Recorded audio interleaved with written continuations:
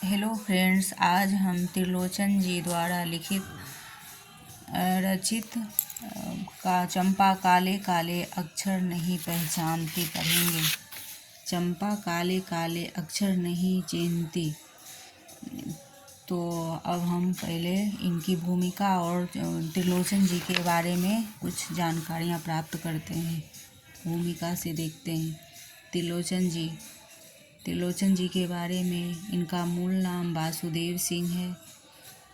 जन्म सन 1917 चिरानी पट्टी जिला सुल्तानपुर में उत्तर प्रदेश में हुआ।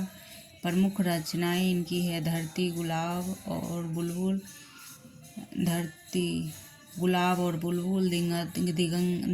दिगंत ताप के ताए हुए दिन, शब्द उस जनपद का कवि हूँ, अर्घान तुम्हें सौंपता हूँ, चैती अमोला मेरा घर, जीने की कला, काव्य देश काल, रोजनामचा, काव्य और अर्थबोध, मुक्तिबोध की कविताएं, हिंदी के अनेक कोशों के निर्माण में महत्वपूर्ण योगदान है।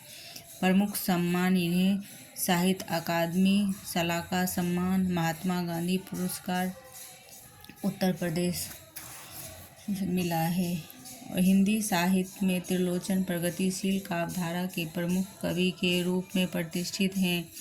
रागात्मक संयम और लयात्मक अनुशासन के कवि होने के साथ साथ ये बहुभाषी शास्त्री भी हैं, इसलिए इनके नाम के साथ शास्त्री भी जुड़ गया और लेकिन यह शास्त्रीयता उनकी कविता के लिए बोझ नहीं बनती। त्रिलोचन जीवन में निहित मंद लय के लिए कवि हैं।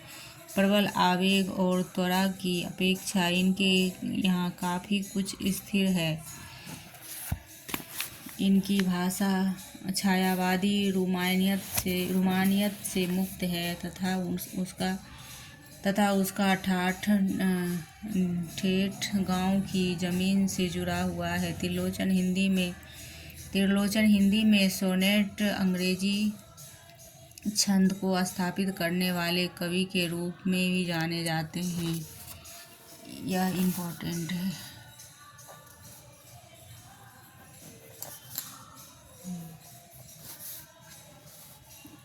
ये त्रिलोचन को सोनेट के लिए जाना जाता है, जो कि अंग्रेजी वाले कवि के रूप में भी जाने जाते हैं। त्रिलोचन कवि का बोलचाल की भाषा को चुटीली और नाटकीय बनाकर कविताओं को नया आयाम देता है। कविता की प्रस्तुति का अंदाज कुछ ऐसा है कि वस्तु और रूप की प्रस्तुति का भेद नहीं रहता। उनका कवि इन दिनों के बीच फाँक की गुंजाइश नहीं छोड़ता।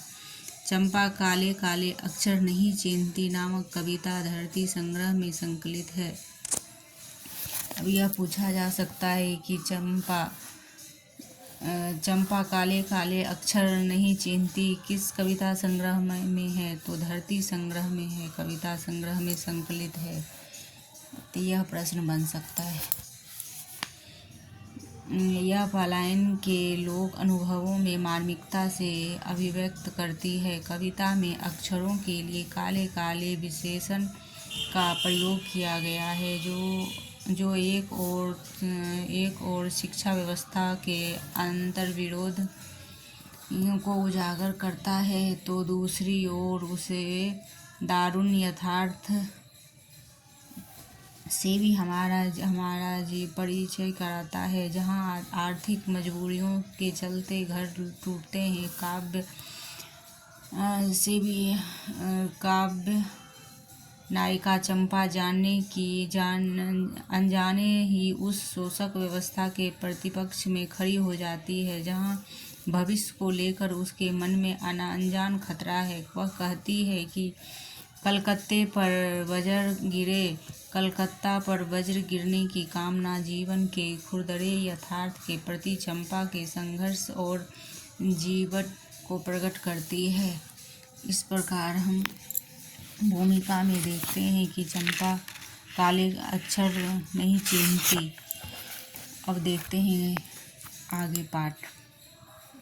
चंपा काले अक्षर नहीं चिन्हती। चंपा काले अक्षर नहीं चीनती, मैं जब पढ़ने लगता हूँ वह आ जाती है, खड़ी खड़ी चुपचाप सुना करती है। उसे बड़ा अचरज होता है कि इन काले चिन्हों से कैसे सब स्वर निकला करते हैं।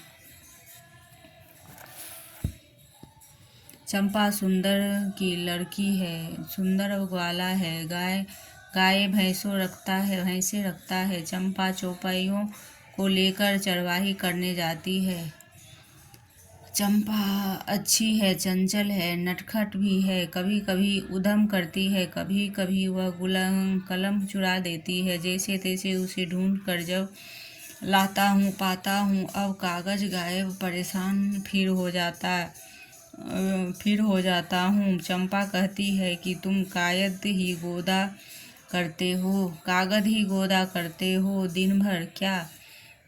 क्या यह काम बहुत अच्छा है? यह सुनकर मैं हंस देता हूँ। चंपा कहती है कि तुम कागज ही गोदा करते हो दिन भर, क्या यह काम बहुत अच्छा है? यह सुनकर मैं हंस देता हूँ।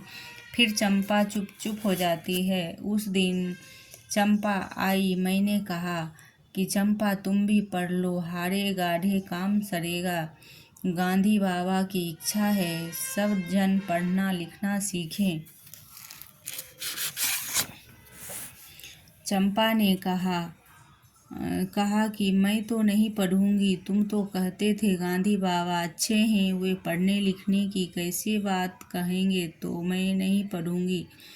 तो मैंने कहा चंपा पढ़ लेना अच्छा है, ब्याह तुम्हारा होगा, तुम गौने जाओगी, कुछ दिन बालम संग चला जाएगा तब कलकत्ता बड़ी दूर है, वह कलकत्ता कैसे उसे संदेशा दोगी, कैसे उसके पत्र पढ़ोगी? चंपा पढ़ लेना अच्छा है। चंपा बोली तुम कितने झूठे हो देखा, हाय राम तुम पढ़ लिख कर इतने झूठे हो। मैं तो ब्याह कभी नहीं करूँगी, और कहीं जो ब्याह हो गया तो मैं अपने बालम को संग साथ रखूँगी, कलकत्ता में कभी नहीं जाने दूँगी कलकत्ते पर बजर गिरे। इस प्रकार चंपा छोटी है और लेखक के पास आ जाया करती है, और लेखक जी उसको पढ़ने के लिए प्रेरित करते हैं। तब उस पर चंपा ऐसी बातें बोलती है कि मैं तो ब्याह ही नहीं करूँगी, कलकत्ता पर तो बजर गिरे। साथियों, इस प्रकार त्रिलोचन सिंह द्वारा चंपा काले काले अक्षर नहीं चीनती का है चंपा। तो दोस्तों, यह MP मध्य प्रदेश परीक्षा वर्ग 1 में है, संकलित है। और इस तरह का और भी चाहिए तो सब्सक्राइब कीजिए, और आपको नोटिफिकेशन मिलता रहेगा सब्सक्राइब करने पर। धन्यवाद।